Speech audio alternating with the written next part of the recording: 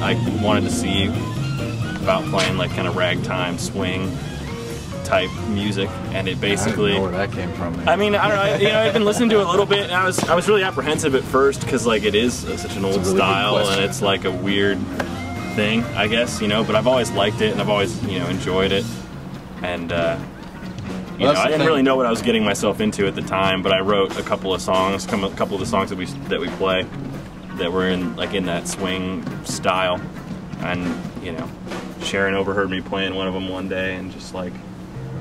She was like, I want to play on that, and I was like, okay, well, what do you play? She was like, I play the piano, and I was like, oh, well, that's turns out to be like, and she turned out to be, you know, you'll see. Baby, what you saying? Tell me why was it there? Let me clear my ears so I can hear it again. Like it never was, we can pretend instead. Wake me up, come on, or just leave me for dead. Either way is fine. I feel like. From day to day, like people, especially, I mean, well, not especially, but people in general, Americans, just have to, you know, do their task and keep like a certain amount of restraint.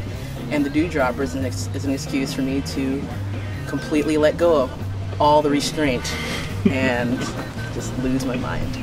Really, I've wanted to play this kind of music for 7 years now, ever since I started in college. And it took me forever to find a group of people that love doing it. Luckily enough, I found them.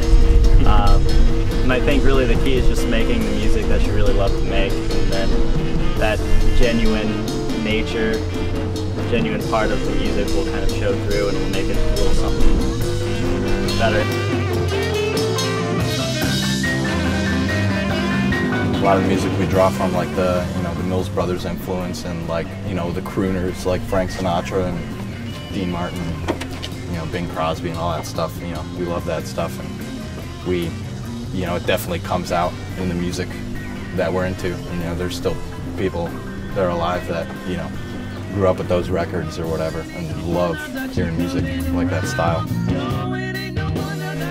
It's sort of an unintentional, like, appeal, it's way broader than we ever really, intended. Like, it's not that I intended to be specific, like targeting a certain group of people to like, like our music, but it's just ended up being a pretty huge appeal. I mean, I'm sure there are people out there that don't like it. I don't know. I haven't met any yet, but they probably wouldn't go out of their way to talk to me, I guess.